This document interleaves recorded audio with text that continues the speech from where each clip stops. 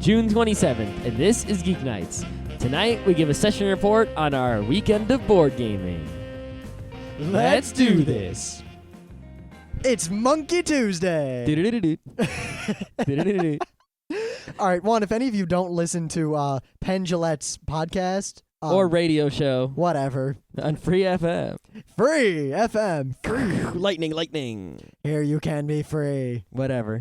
Yeah. Well, one, check it out. Two, check it out on Tuesdays if you do nothing else. I mean, he has this bit. They should have a separate Tuesday-only feed for that show. Monkey Tuesday. Well, anyway, he has Monkey Tuesday, which is... it's just monkeys. They'll talk about monkeys every Tuesday. You listeners will all call in or mail in stories about monkeys that are humorous, usually involving smoking monkeys.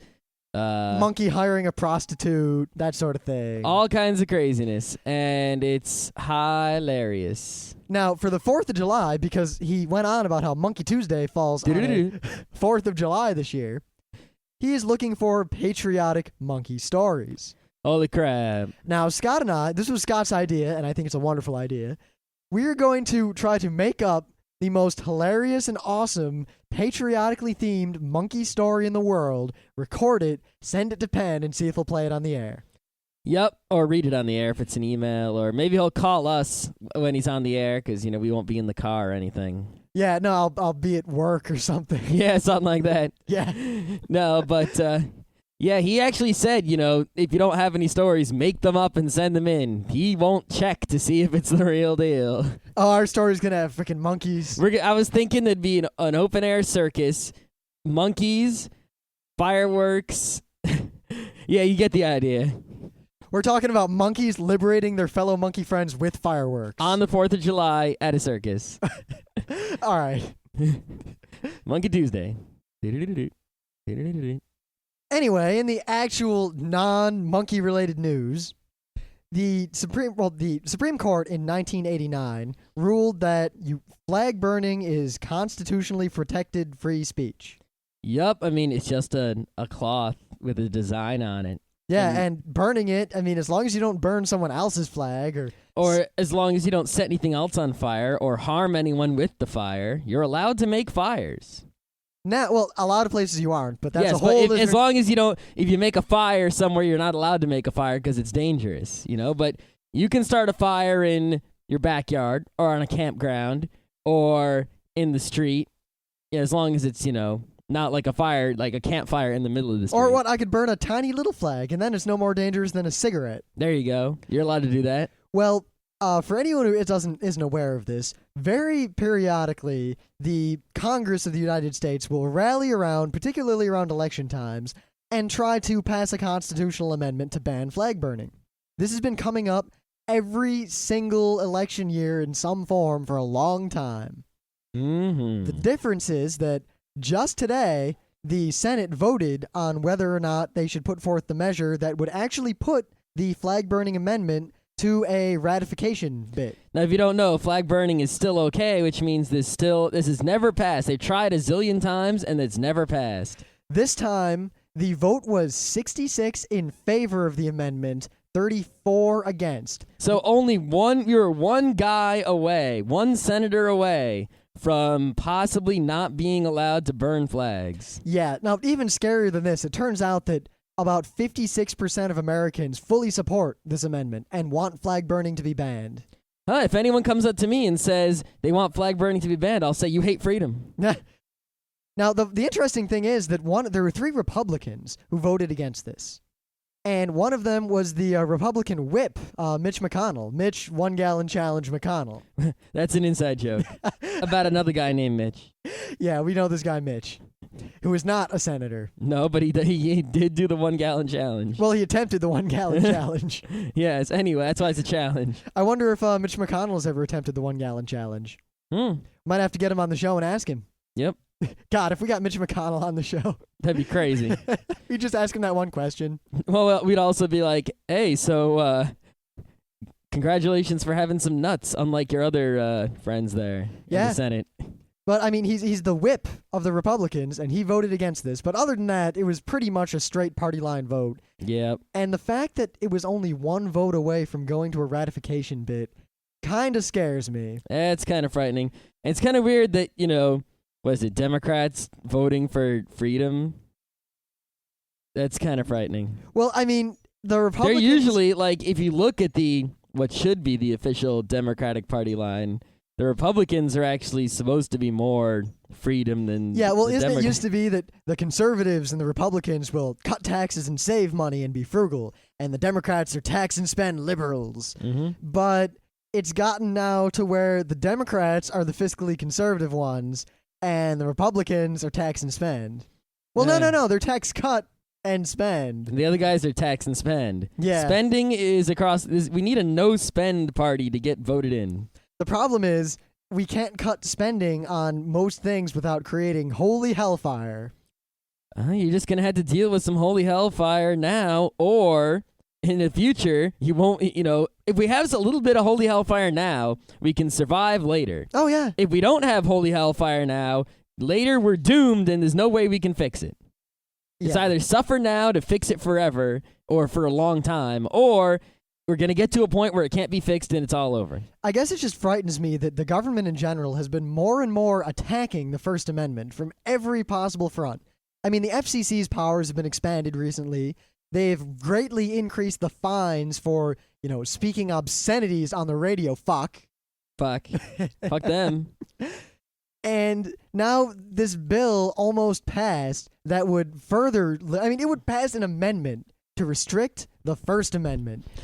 It's really so dumb. It's like, I can't tell if the people who are voting for this amendment, maybe some of them really are for flag burning and for freedom, and they just know that if the amendment passes, that there will be a glut of extra flag burning. Because right now, there isn't a problem with flag burning. I gotta say, if that amendment passed, I would be out on the street burning flags. You know what? I would start a company to sell flags made out of extremely flammable materials. No, you gotta make them out of a special wick so they burn for a long time. Well, they would be, but they would be easy to light on fire. They would burn safely. to sell flags. They would burn safely, slowly, and brightly. Special burning flags. Just make flags that have wicks on them.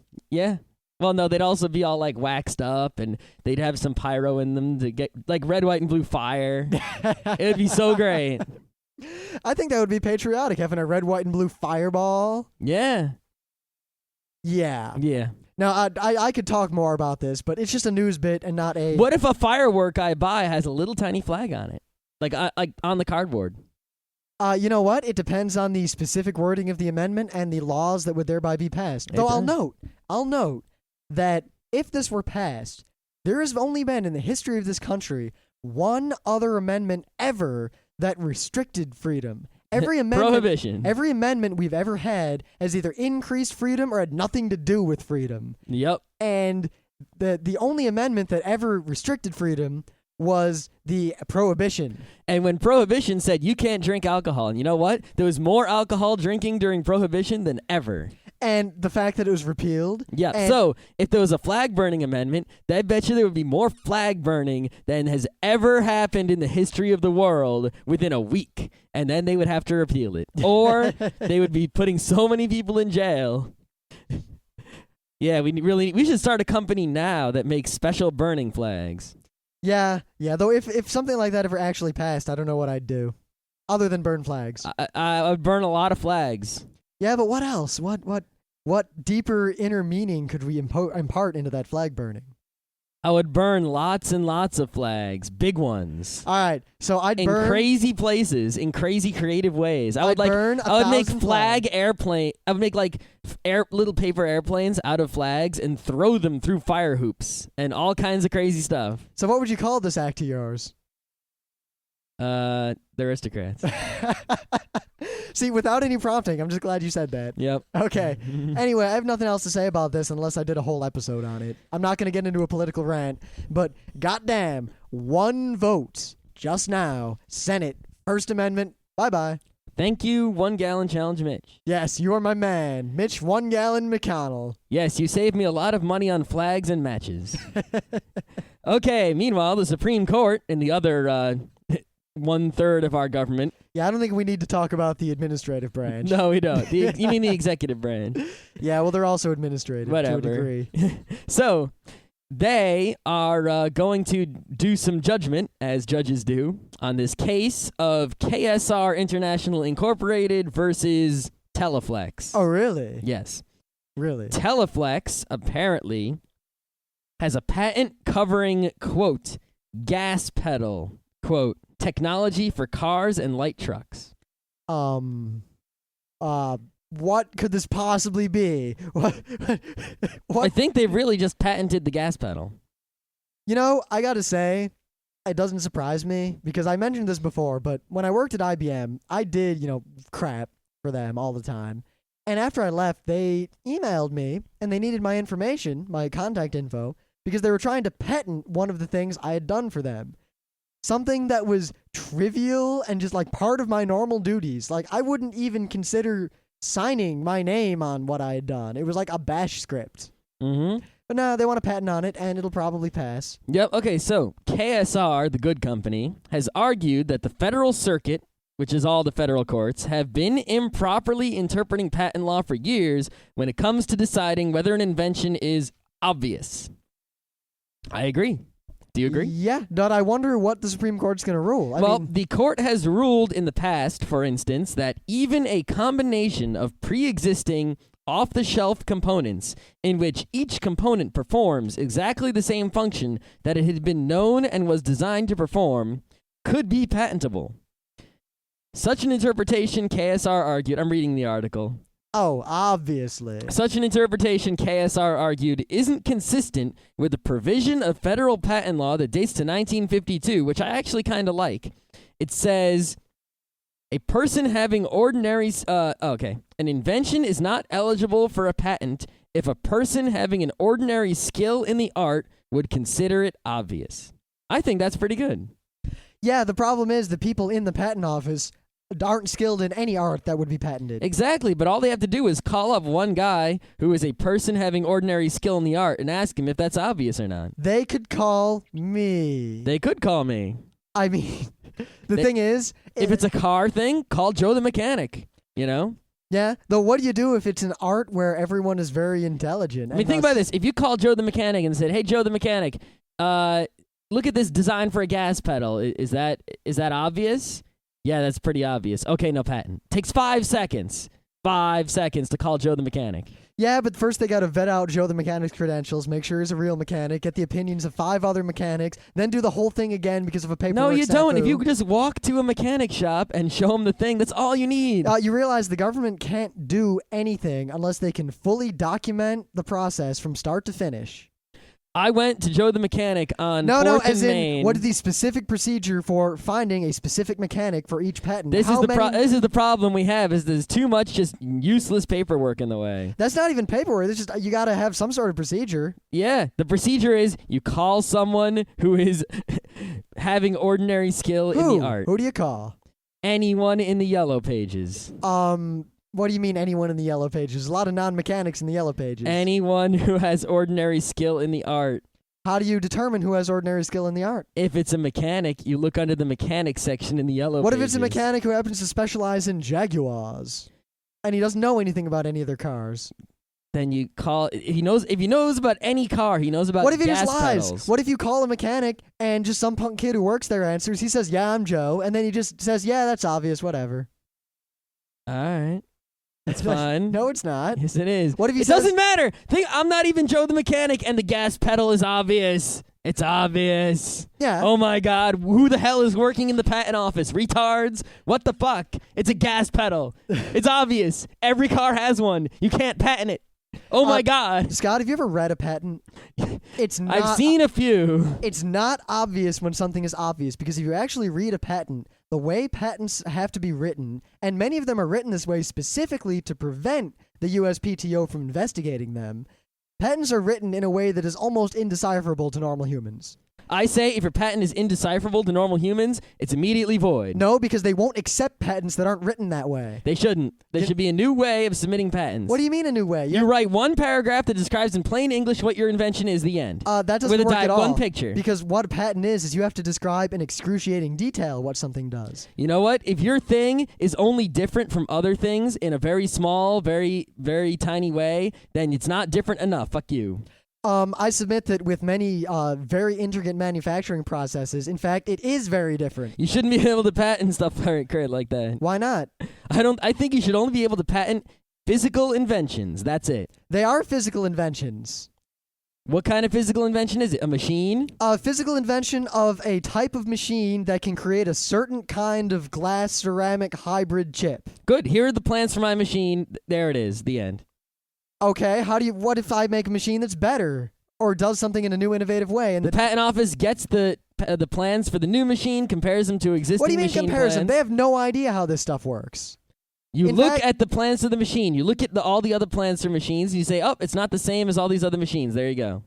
What if they are the same and they're just written differently? What if they are substantially similar or in fact derivative and you just didn't notice because you didn't vet the whole thing out fully? It's not an easy problem to solve, and I think you're really taking a naive viewpoint. When it's a gas pedal, it is. Yeah. You shouldn't have to do all the bullshit for the gas pedal patent. See, I'm very much of the mind that the government should have to do all of the bullshit for everything.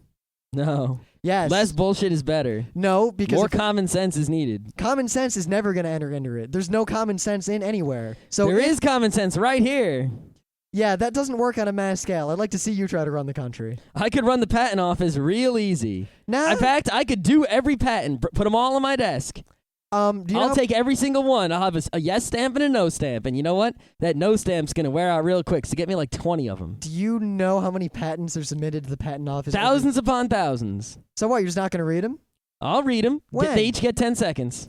That's terrible. I hope you're not serious. I'm serious. That's a terrible... If your invention is an obvious, See, here's the problem, is that we're trying to weed out the patents that are obviously not patentable. I say your invention has to be so obviously new and amazing. If it's not Scott? incredibly new and amazing, fuck it. If it's only slightly new and amazing, A lot of fuck things you. wouldn't be in any way amazing to you because they increase the yields of a factory by 0.8%. That's not patentable. Fuck you. Why not? It's just as complex, in fact, more complex and more valuable. Has nothing to do with complexity or value. Then what's it have to do with? It has to do with usefulness on a whole to people. That's a huge usefulness to be able to increase the efficiency of a factory by that much. Whatever. I just really don't think And if you it's thought something this that's through. so useful like that, you shouldn't be patenting it. It should be given away to everyone so everyone can do it. Oh, so why even have patents then? Because you seem to want to not have them. You have patents for certain things. But you just said if anything's actually valuable, you have to give it away to the people. That useful. So I don't what's- think it is that useful. So what's the line then? The line is what Scott says. That's a terrible idea No, because you it's don't know not. anything about most patents. That's why you have it. I could do all the computer patents, definitely. And you'd have someone else just like me who just knows something about mechanics and How do knows we something decide about which factories. person? Scott, how do we decide which person? It's someone who knows. It's Who obvious decides- when someone who knows. Who decides that? The same way it's obvious when a gas pedal patent is obvious. Who decides that? You don't need someone to decide. You say, look, here's a mechanic. He knows how who to fix says that? cars. Who says that? Who picks the mechanic? Anyone. What do you mean anyone? Anyone can do it. Any Joe on the street could pick out a mechanic. So you're saying Congress should pass a law where they pick a guy off the street and then he goes and picks a mechanic? That works. That's the stupidest thing. I guarantee God. 99 times out of 99 million times out of 100 million times. Most of the time, you're going to get someone who's going to pick someone just fine. One, I highly doubt that. Two, that would never work in the real world. Yes, it would. No. It will work just fine. All right, we'll go on the street, and we'll ask someone who's not a crazy old person from the crazy old folks home, and we'll say, all right, can you find a mechanic? Where's the closest mechanic? And they'll point at the gas station. We'll go there and we'll say, is there a mechanic here? And there will be. And he'll be just a fine mechanic, and he'll be able to pick out all the obvious mechanic patents. One, are you going to pay him? If make that his new job, then yeah. That's still, you'll need more than just him to look at all these patents. Two, what if he makes a mistake? Who's he accountable to? Is there any sort of peer review here at all? Who gives you the authority to pick the guy off the street? It's just obvious. Everything is obvious here. It's all about obviousness. That doesn't work on a large scale at all. We don't need all this bullshit. We need to get rid of the bullshit, and it's obvious to everyone. Yes. No, it's not. Who is it not obvious to? Those are the people in the patent office. That's who it's not obvious to. I really think you haven't thought this through at all. I think it's just fine, and that anyone who doesn't have enough common sense to be able to say, yes, that person is knows what they're talking about, and that person doesn't, shouldn't be involved in the patent process anyway, and the rest of us can go about it in a completely normal, cheap, and efficient fashion. An individual person may be able to say that, but that's their belief. That doesn't in any way reflect the beliefs of the masses in a democracy. You have to have some sort of process to put this all in place.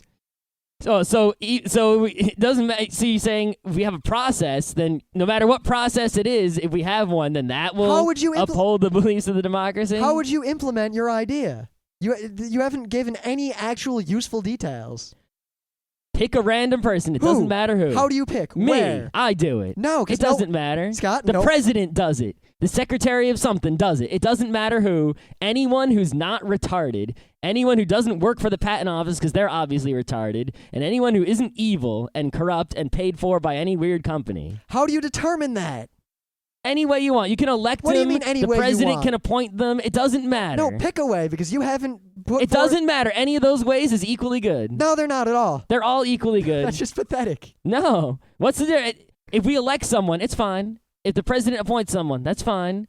If Congress picks someone, that's fine. Because there's a whole procedure in place, and there's a lot of peer review and debate, and there's a very specific way to do all of those things that is well documented and well understood. And it's not working, so we should throw it the fuck out. It works fine for the vast majority of people. No, it doesn't. It works horribly. Go look through the patents. 99% of patents are just useless. Oh, you're talking about patents specifically. Even then, it works fine for the vast majority of people because the vast majority of people don't care.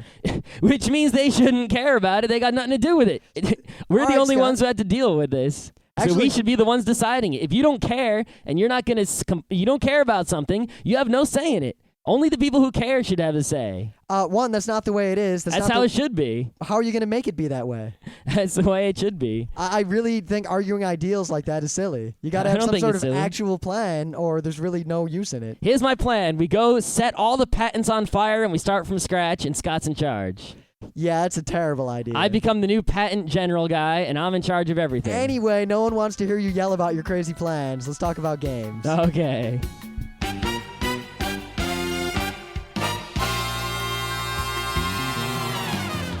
Things of the day. All right. I got this.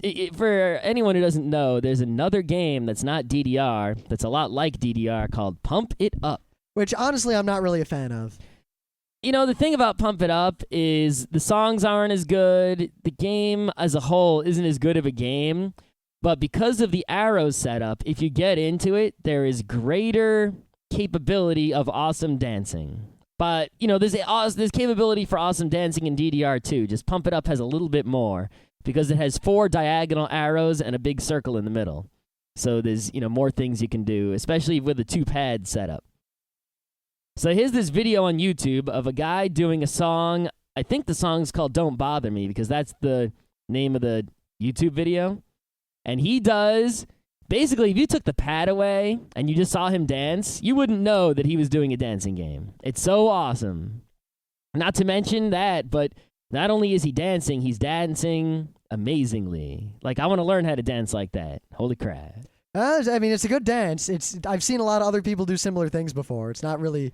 I have, but I think this is the best one I've seen. It only stood out because it was a Pump It Up video, honestly. No, I think it's just... That and the fact that the crowd was giving him crap before he started dancing, and then they shut up. Yeah. Well, I mean, I've seen other videos of, like, you know, DJ 8Ball doing DDR, and he's really good, but, you know, compared to the videos of him that I've seen, you know, there might be videos I haven't seen. And this video, I'd have to say this video is number 1 right now. Yeah, you know what, though? Compared to actual dancers, he's got nothing. Well, because the actual dancers, just dancing, period, of course. They are the best. Yeah. Because you don't have to be confined to some arrows at all. They're just dancing without arrows. But apparently, the Pump It Up World Championship last year had $8,000 for first place, and this year is $30,000 for first place. This guy entered last year and didn't win. So I want to see the guy who did win last year and who does win this year, because that if it's better than this, holy crap. I remember when we found we didn't have DDR in Rochester, but there was this crap arcade place that had a Pump It Up machine. Yup, that place, yeah. It was a broken Pump It Up machine. It was a terrible arcade. It wasn't really an arcade. It was kind of a family center. and it eventually got shut down because a bunch of kids came from the inner city for an event, and they trashed the place, and the police came. Yep. And after that, the police were like, you can't have this place anymore. It causes trouble. Why does everything, see our rant about, old people taking away the fun things for kids to do and then kids becoming drug dealers? Yeah, yet in this case, the kids pulled knives on each other and there was a big fight. Yeah, see, because the kids didn't have anything fun, so they didn't know how to handle a fun thing. It's like if a kid's never had a playground and then all of a sudden you gave them one, they'd go on it and hurt themselves. Like, if they had a playground all along, then it wouldn't have happened. Anyway, so there's this guy here on my thing of the day who had never played Mario 1 ever. Ever? Ever. How could you? Okay, how old was he? Second, he was Japanese. Whoa. So had he seen Mario? I don't think so. It was hard to follow. It was basically they're on this talk show and he's this guy's never played Mario. Blah blah blah. Let's watch him play. And they show his face in the upper left-hand corner of the screen, and then the rest of the screen is him playing Mario, and he doesn't know what to do. Mm-hmm. He like barely gets by the first Goomba, and he doesn't hit any blocks. And he's like cautious, and he almost falls off of things. Takes him a while to jump over a pipe. And then he dies on a Goomba, and he's like, "Oh, son of a bitch!" The best part is the second time through, he dies on the first Goomba. Dying on the first Goomba is always hilarious. Then they're yelling at him, hit the blocks, hit the question mark blocks, and he hits one, and this mushroom comes out, and it comes around and is coming down at him, and you can see him panic. And he's running away from it because he's afraid he's going to get him. And he like barely jumps over it, runs away. And meanwhile, the crowd's just exploding with laughter. See, so I guess it is rare for someone in Japan, everyone there knew how to play Mario. Except this guy. Yep. As a related note, actually, I just remembered that the 3 last polls on GameFAQs, which are always interesting. In fact, that's probably the best part of GameFAQs.com is the polls. The 3 last polls were, have you ever played the original Mario Brothers? Have you ever played the original Final Fantasy? And have you ever played the original Legend of Zelda? You know what the results are? Have you ever played the original Super Mario Brothers? 37.67% say yes, and I still own the original cartridge. 42.58% say yes, way back on the NES. About 13% say yes on an emulated version. And about, 7.5% say no. They've never played Mario. Pretty much every gamer in the world has played Mario. Well, actually, 1.36% have never played a single Mario game ever. Any Mario game at all. 6% say they played another Mario game, but not the original. Yeah. Well, it was crazy that this guy had never played Mario because he looked like a young, kind of hip dude.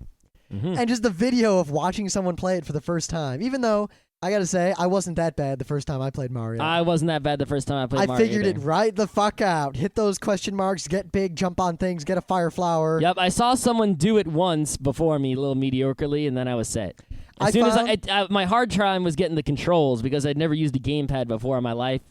But as soon as I got that down, I was set. I knew exactly what I wanted to do. I found the first warp zone on my first time through that level. Awesome. Because I saw I could jump up there, so I was like, "Ooh, maybe I'll break the game." And I jumped up there, and there's a thing. Yep, the warp zone. I think the first warp zone in 2.1 was like the first thing I found on my own, a secret in any game. Were you all excited, and then you found out that everyone in the world knew about it? Nah, it was still. I think it still had this sort of like gleam, like ooh, the warp zone, even though everyone knew about it. It's like, ooh, you went to the warp zone, ooh. Those are back in the days when I would throw the holy water in Castlevania 2 at every single goddamn brick and every single square of that game looking for anything I could find. You want to hear the other results of the other polls about Zelda and Final Fantasy? They're going to make you feel real bad. We could save that for a show we should do on old school gaming. Well, I just do it real quick. Real quick. Okay, have you ever... the show's already long. I know. Have you ever played the original Legend of Zelda? There are, let's see.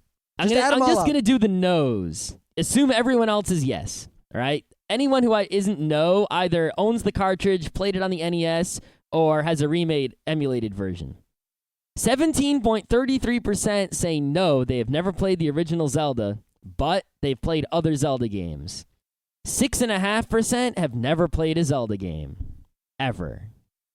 That's better than I expected. That's not so bad, really. Original Final Fantasy. 28.82% have never played the original Final Fantasy, but have played other Final Fantasy games. About 13% have never played a Final Fantasy game ever. Once again, kind of expected, considering that these games came out a long time ago. I know, but only 26% of people have played Final Fantasy 1 on the original NES. Yeah. Oh my god. I guess I'm no longer... Most people haven't. I'm no longer jaded by those sorts of things. I'm telling you, nowadays in schools, they give you the classic books to read, the Shakespeare's. In the future, they're going to give you the classic video games. You got to play Zelda. That's your homework. Bring it back and write an essay. Yeah. After you beat Ganon.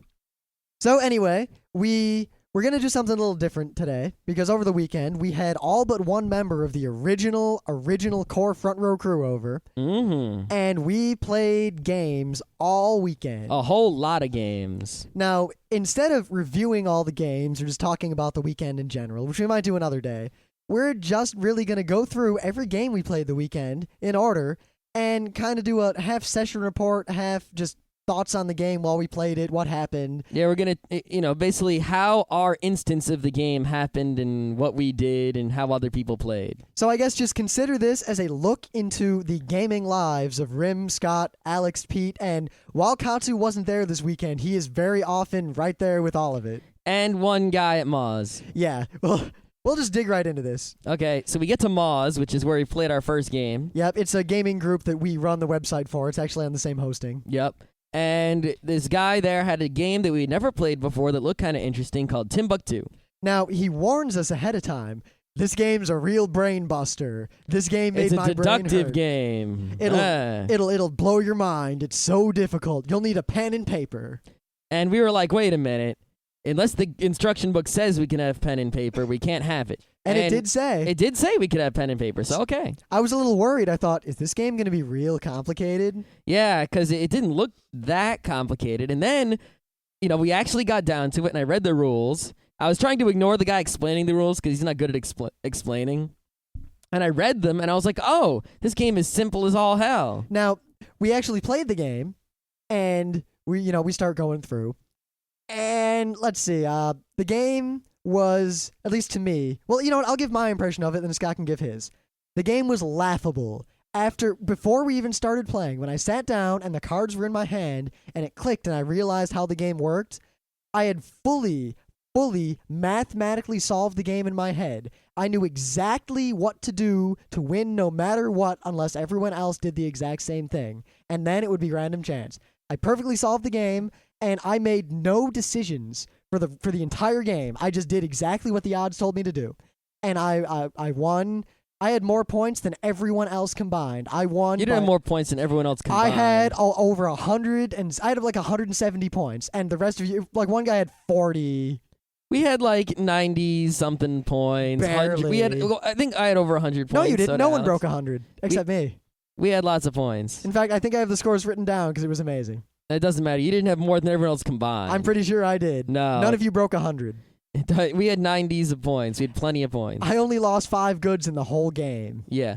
I, on the other hand, I figured the game out after the first round. So the way the game kind of works, I'm just going to be real quick, is you have these camels and you move them forward and you get these cards that tell you where the thieves are. And you want to move the camels into places where there are no thieves. Basically, you just logically think, and you know if you have a 150 or 25% chance of being thieved of any number of goods on a certain square, and you just act accordingly. Yep, you know where one thief is, and then eventually you know where 3 thieves are. 3 out of 5 thieves. There was absolutely no decision-making at all in this game, unless you really aren't smart enough to figure the game out. Yeah, in the first round, I just kind of... The problem is that my initial placement of guys was really crummy. So... in the first round, like after the first move, and the first time I saw another thief, I was like, "Oh, okay." And then I knew exactly where to move all my guys for the rest of the game. The problem is my initial placement was terrible, like absolutely terrible. So I ended up either having to pay a whole bunch of, lose a whole bunch of goods to get my guys out of harm's way, or just lose a whole bunch of goods, and it was about equal. So in the first round, I lost a whole bunch of goods because my initial placement was based on basically randomness because I didn't know what to do then. Yeah, though honestly, initial placement doesn't seem to be a big deal. It doesn't, but I put them all like in the same row. That was my problem. Granted, I'll note that in the third camel round, all but one of my camels were in fact in the same row, and I didn't have information about the 2 rows I could get to from there, and I still didn't lose any goods. Yeah, well, that's actually the situation that happened to me in the final round. See, the game is 5 rounds. So in round 1, I lost a bunch because I didn't know what I was doing. In rounds 2, 3, and 4, I didn't lose a single good because I knew what I was doing then. But it was too late because I had lost no goods in the first round too. Yep. So, and then in the final round, I ran into the same situation that Rim just said he ran into, where all his guys were in the same row and he had no information. So I ended up losing 2 goods in the final round. If I had known what I knew in the second round before the game started, I probably would have lost just as many goods as Rim lost. So the game was basically a no-brainer. It was just play the game, and the game is just the same thing iterated 5 times. So once you could play the game you could just do 4 rounds if you wanted to. Once you've solved the game, like once you figure out how to win every time, there's no reason to ever play the game again. Yep. By the end of the game, we'd all figured it out, and we were just done. There was a different way to play the game where instead of starting with the default goods, you draft goods. And I'm trying to figure out if that will, all that'll do is change your starting goods in addition to your starting position. To me, all it does is make the deduction a lot easier. I think it does make it a lot easier because you can either, A, give your guys a bunch of diverse goods. That way, if other people lose a whole bunch of goods, then, you'll always have whatever's worth a lot. Actually, I don't want to describe it now, but I thought about that, and I came up with what I'm pretty sure is the optimal draft. Yep. Or at least an optimal draft. Because then I was thinking what you could do is, let's say your guy was going to get thiefed of a valuable gold, you could instead sacrifice one of his worthless peppers to go somewhere else. Well, yeah. I'm just saying we probably shouldn't go into that much detail. I'm not going to go into that much detail. But yeah, that's Timbuktu. It's a game worth playing once. Once and only once. There is no reason to ever play it again. And then maybe, if you really want to, play it again with the draft rule. I just found it funny. I mean, the guy we play with, the Moz guy, he's a cool guy, but he kept talking about how hard the game was. And it wasn't hard at all. And I think he was kind of miffed that at the end of the game, he was trying to talk about his strategy, and all 4 of us were like, the game is just this. It's this equation. It's this thing. There's nothing to it. And he was like, Yep. It's sort of a wide open game. Yeah. All right, what do we play next? We played Tigris and Euphrates. Yep. One of our favorite games. I'd say it's my favorite game right now. All right. We haven't played it in a while, though. Yeah, and it felt real good to play it again. It did. It was pretty good. Tigris and Euphrates is a very difficult, complex game. Do not explain how it works. And once again, I ran away with the game, partly because I made a good position early on, and I made it so it wasn't easily attacked. Scott and Alex and Pete, none of them attacked me, and then it was too late. See, the thing is, I was getting ready to attack you, actually, with a black external conflict. But I didn't put any black tiles in there. No, I had my black guy down low. All I needed was water tile to come in and get you. Oh, yeah, but I didn't put black tiles in there specifically so you couldn't get any points from that. I know I wouldn't get points from it, but I would get the half of the monument, which is good enough for me. I probably would have just internaled right back in because I had 4 red tiles. Yeah, but I had all my red guys there. It doesn't matter. The point is that, Rim had the monument early. It was really just a game. We could have challenged it. We didn't. Honestly, Pete could have beaten me because Pete did the same thing I did almost in the other corner of the board 1 round after me. Yep. And the game was just between me and Pete. Yeah, I was going to build a monument like a turn or 2 later, and then someone put some tiles in the way of it or something, and I couldn't do it. It was really annoying. Yeah. But they didn't even realize they were blocking my monument, I don't think. I just had 2 greens adjacent. I had 2 greens in my hand, and somehow a black tile got over there in the way. Yeah, well, part of it is that I played a really completely off strategy from the way I usually play. I played off strategy. I played the way Pete usually plays. Yep, and I played a new way, because usually I play the way Rim plays, which no one played that way this game. You know what? The way you played reminds me of now that I think about it, and I'm remembering, because you hadn't played it in so long, that was the way that I was playing right before we stopped playing, where I was building monuments right away and being all crazy. Yep, though I know a good counter to it, but I didn't have to do it because no one else did what I did, except Pete, and he was too far away to use the counter. I think I got to go back to playing like that. You know why? Because not only, even if it doesn't win all the time, it's definitely more successful than playing the way I just played, and it's a lot more fun. Yeah, well, the way you played works really well, but the problem is strategy doesn't. You can't just strategize outside the game because wherever everyone starts initially, the game is totally different. Yep. Like, the strategy I picked worked so well, I think, mostly because no one else was in that area of the board. So I should have really started in when you didn't pick the normal middle starting place. You should have started there. I should have started there. Because that's a damn good place. I was thinking to start in there with the green guy to scoop up treasures. Because I almost always start in this one place with my black and red guys. Like, I always start the exact same way. And the fact that I didn't, I chose a less optimal starting point, and no one chose the optimal starting point. At least the optimal in my mind. Optimal to my strategy, not optimal to the game. You know what else? If I think about this game that we just played, usually it feels like games have more and bigger conflicts than the one we just played has. Well, I think that might be the fact game that did, if you think about it, it did have a bunch of conflicts that made the board crazy, but it didn't feel like the conflicts you usually have. Well, because Pete and I kept, just pulling out whenever there was about to be a conflict because we didn't want to give anyone else points. Yeah, it's Anytime true. anyone got close to me, I just abandoned a kingdom. I just run away. Yep, that was also part of the strategy I was using. Yeah. I got to go back to that. Plus, honestly, while it didn't make me win, the fact that I had like 11 blue tiles in a row. Yeah. That was the thing is another time in the game I was going to go, that's right. Early on in the game I had 3 blue tiles and I was going to come after you. And then as like the turn I was going to do it, you laid out 3 blue tiles in the river behind you. And I said, okay, next turn. And then you laid out 3 more. And I was like, 2 more. And I was like, no. I just kept dumping those bastards and you just kept putting them out in the river. And I was like, well, there goes my plan. I just kept drawing them, and I was pissed because I needed red tiles because I wanted to internal Pete out of his monument. I wanted to come after you with the blue, and you just kept laying them down. It was I didn't even put a blue guy in there. I know. A while. It was just bad. I was hoping that you would connect our 2 kingdoms, right? Mm-hmm. And then you'd have the blue army. And then I was going to pull my black dude out of his massive red fortification, internal your blue guy out, and then put my black dude back in. Yeah. But anyway, that was a good game. That was a good game. What did we play next? We played Attika. Oh, right, Attika. Which was, the game basically was just between me and Alex as to who would win. Yeah, Well, I don't want to gloat, but I'm pretty sure I've solved Attika because I've won like every time we've played it in recent memory. Yeah, the thing about Attika is it's not my favorite game. Honestly, I discovered, because I was looking for a review of it to link to, and I just linked to Board Game Geek, but 2 people compared Attika to Puerto Rico. Really? Yeah, which I'm that's really weird. Yeah, in terms of the level of thought and strategy and tactics, and I'm not sure if I agree with them at all. I don't think I agree with them one bit.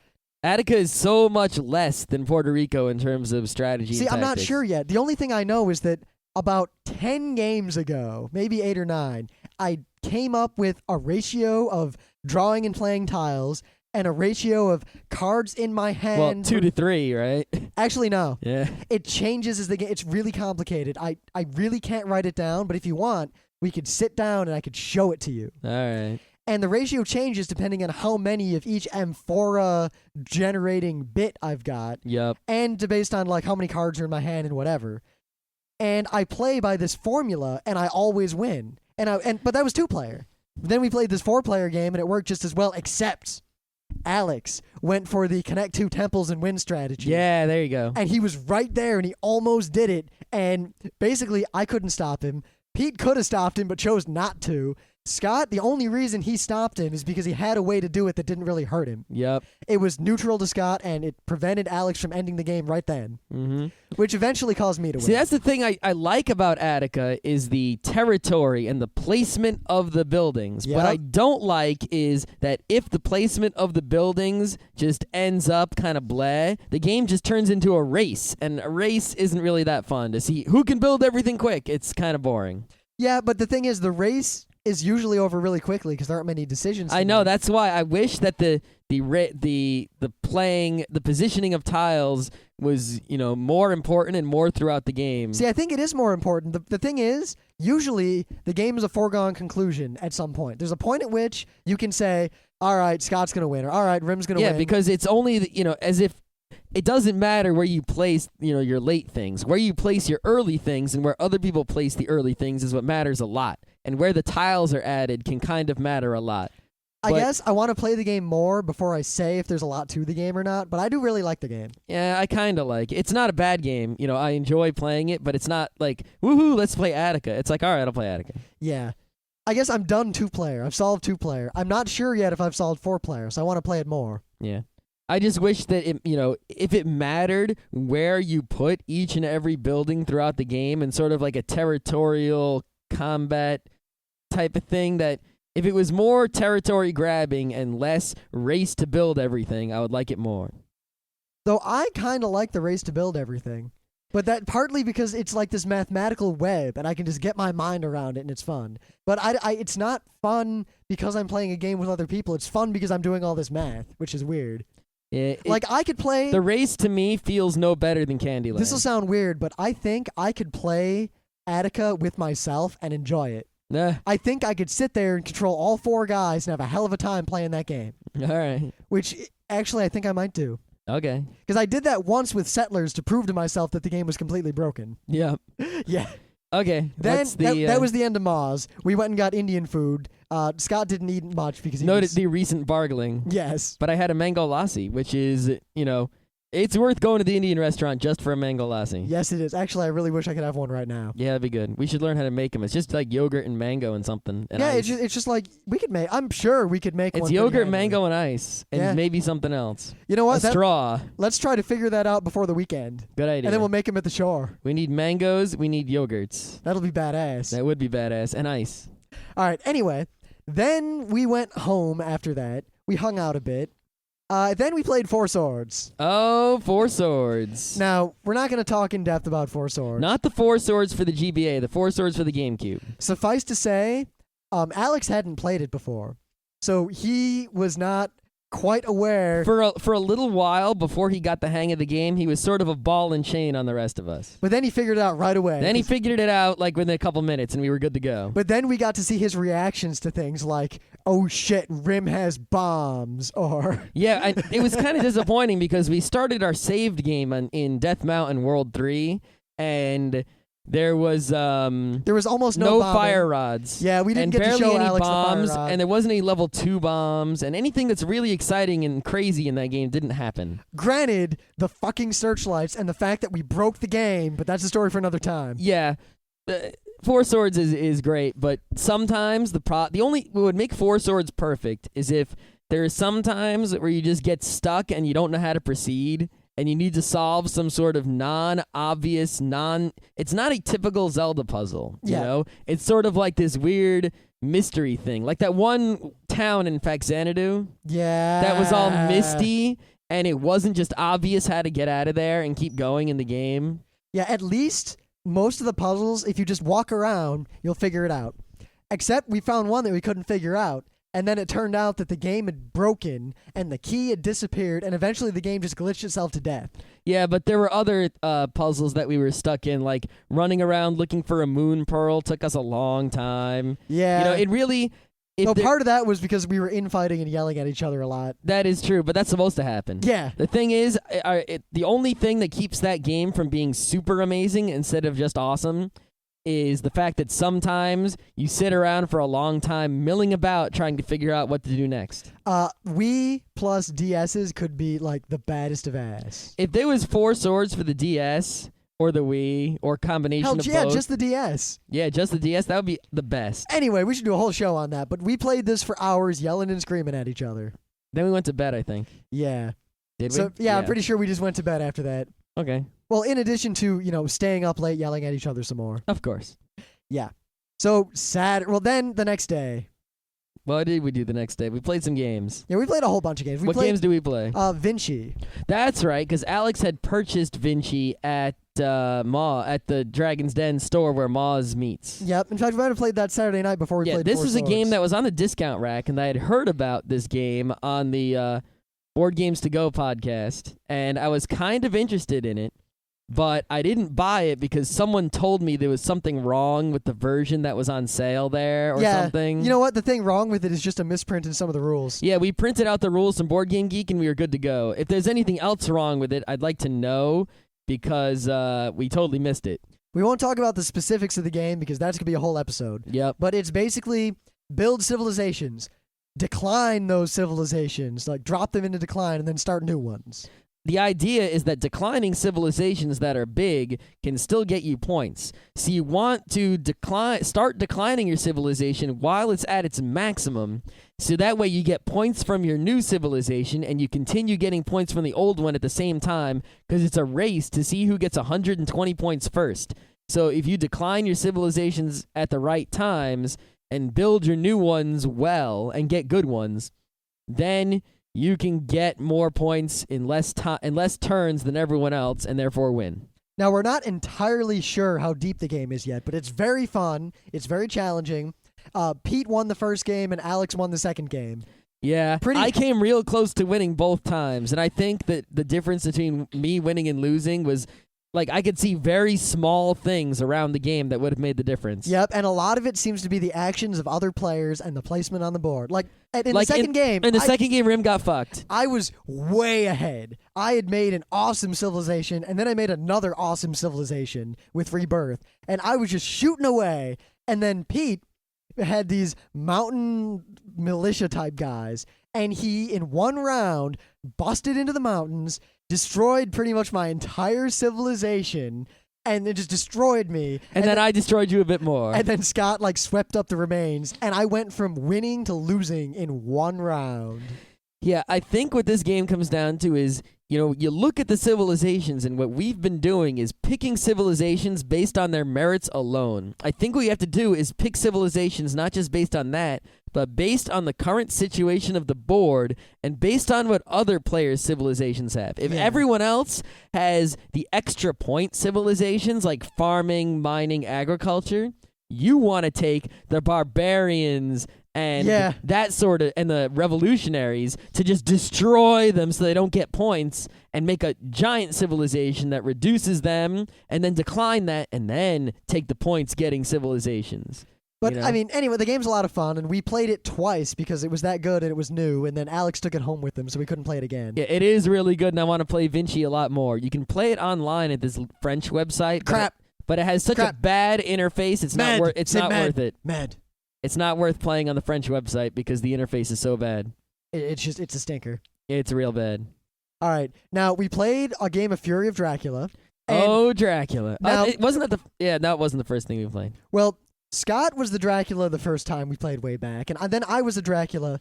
Pete was the most veteran of all of us who had not yet been Dracula, so we made him Dracula. And he sucked at playing Dracula. We're sorry, Pete. He knows it. You were the worst Dracula ever. He was worse. I accidentally cheated as Dracula, but he freaking just cheated as Dracula, like terrible. But you know what? That didn't matter. He would have lost anyway, because all right, the hunters start in 4 places, right? Now, there were basically 2 places that were like the obvious places Dracula could start, because they were the 2 points that were furthest away from all the hunters. Mm-hmm. And instead of doing something clever or starting somewhere weird, he started in the most obvious place. Yep. And basically, I had decided, I had a little plan, and I was going to just march over that way and sweep. And I marched straight over to him and unearthed him, and he was like, shits. And I attacked him, and he ran away to the sea, and then he cheated by accident because he screwed up. He thought that 2 seas were adjacent when they weren't. And then he ran away more, then he cheated again, and we killed him, and there was no contest. At no point could he shake us from the trail. No, he had no chance. As soon as he cheated that first time and we knew where he was, it was game over, because we just pounced on him and chopped him up. I think what really helped us win, and I think this is going to be the hunter strategy in the future, is starvation? Yes. You take events and items as much as you can in the early game. As soon as you see Dracula and you're getting ready to deal with him, and you have enough events that you can beat Dracula, because we drew some pretty good events early on. We loaded up.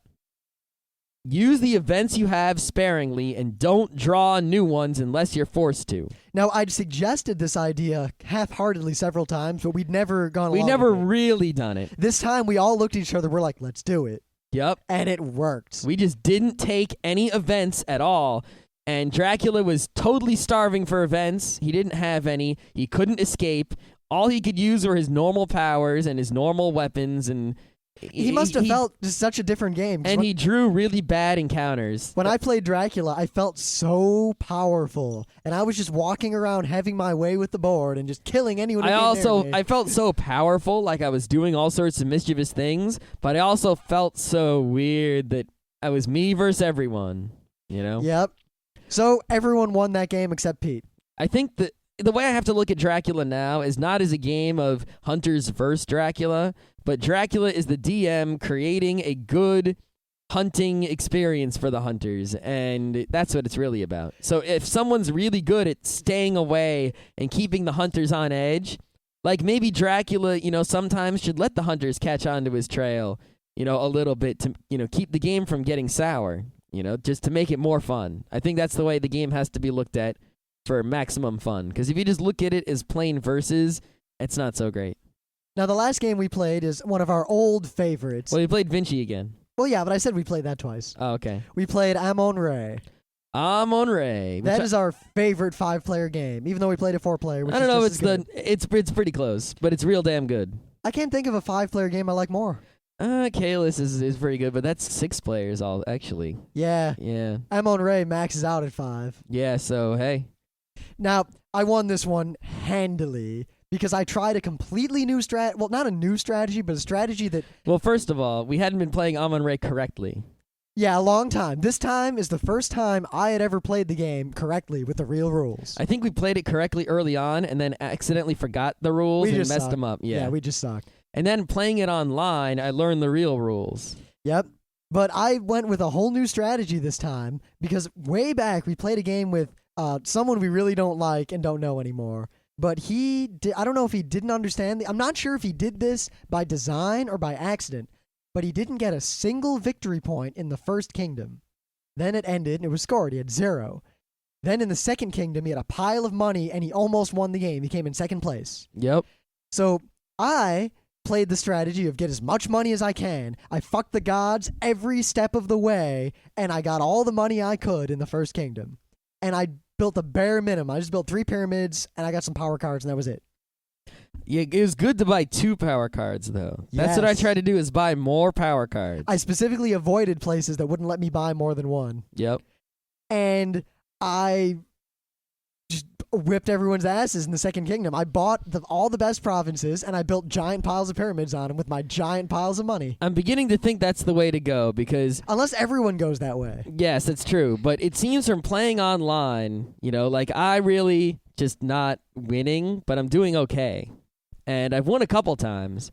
But I use the same strategy here that I used online, which doesn't really result in winning. I really should change it, but for some reason it just doesn't, like when it comes to my turn to make a move, I look and I go, well, that's the obvious move, and obviously that's not the right move. Well, I used to play the way where I'd always try to build the most pyramids on at least one side in the first kingdom. I did try to build the most pyramids on one side in the second kingdom. But you and the first kingdom, but... I think you got it in the first kingdom. I did get in the first kingdom. Then in the second kingdom, I got punned. I was able to buy back my place that I had all those pyramids in, but the other places I built a ton of pyramids, I wasn't able to get back. Yep.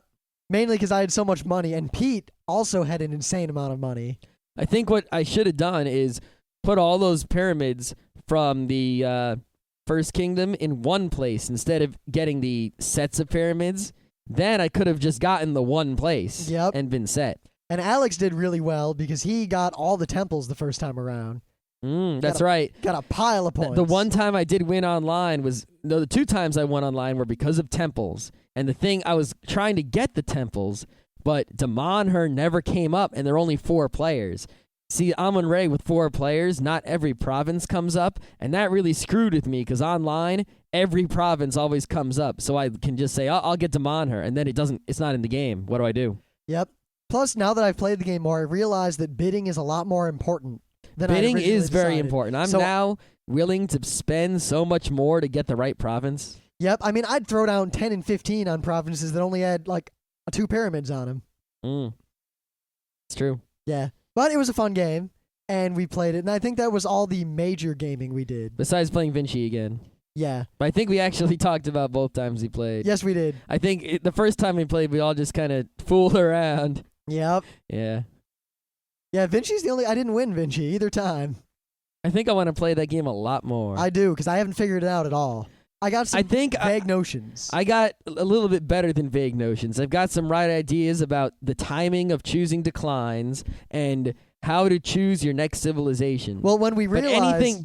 And I can kind of figure out, the thing I'm unsure on is where the best place is to put civilizations, Is it good to go after... Is it better to just build a big place or to screw someone else who's ahead of you? That's a tough call, Like, should you just screw over each player once? That way, you haven't been screwed? Is that a good idea? I don't know. Yeah, all I know is that we realized that it's kind of like F1 in that you have a pit strategy, because that's definitely declining a kingdom is like going into the pit.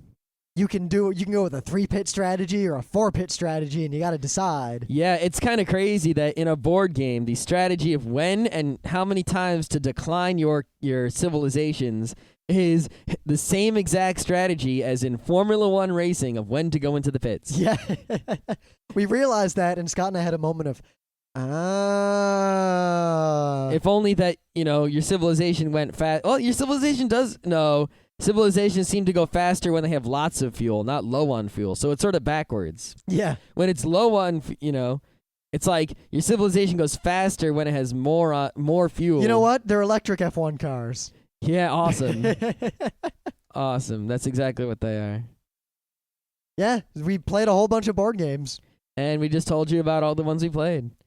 Okay, on Thursday of this week, so not tomorrow, but the next day. On to the Metabits. Yes, we are doing an episode of Ask Rim and Scott. You can send in any question via audio feedback, email, geeknights@gmail.com. If you want audio feedback, just attach an MP3 or something to that. Also, geeknights@frontrowcrew.com. All right, geeknights@frontrowcrew.com. They're both the same. They're the same. The Front Row Crew one's probably better, because that one's more guaranteed to work in the distant future. Yes. Or go to our forum, join, and there's a thread that says Ask Rim and Scott. Ask any question you want, and we will spend all Thursday answering people's questions. We've got a lot of good questions, but we want more. We want as many questions as you can get, and we will try to answer as many as we can. Yep. Also, because we were asked to, and I would like to say this, even though this will be more of my news tomorrow, but for any of you who are considering going to Otakon, pre-register now. The deadline for the discount for early registration is the 4th of July. Yeah, so if you do not go to the otakon.com website and register for the convention now or before July 4th, you will have to pay more money if you decide to go.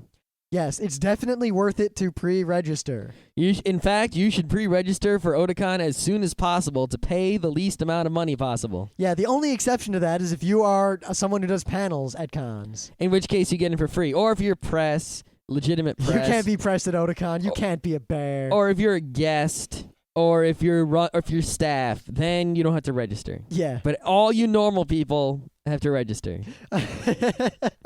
What, are there muggles out there? Yep. Whatever. The unwashed masses. Any other bits?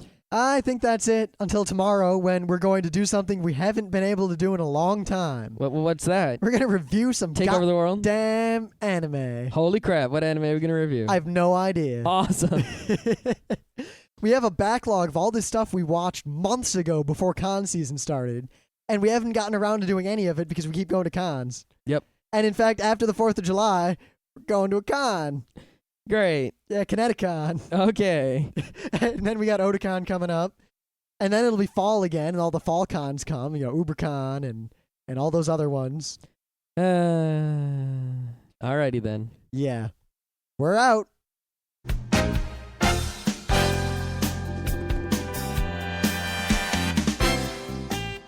And that was Geek Nights with Rim and Scott. Special thanks to DJ Pretzel for our opening theme. Be sure to visit our website at www.frontrowcrew.com. If you like our podcasts, you'll love our forums. Make sure you visit them. You can send your email feedback to geeknights@gmail.com. And if you want, you can leave us a voicemail at 206-333-1537. Geek Nights airs every weeknight, Monday through Thursday. Geek Nights is recorded with absolutely no studio and no audience. But unlike those other talk shows, it's actually recorded at night.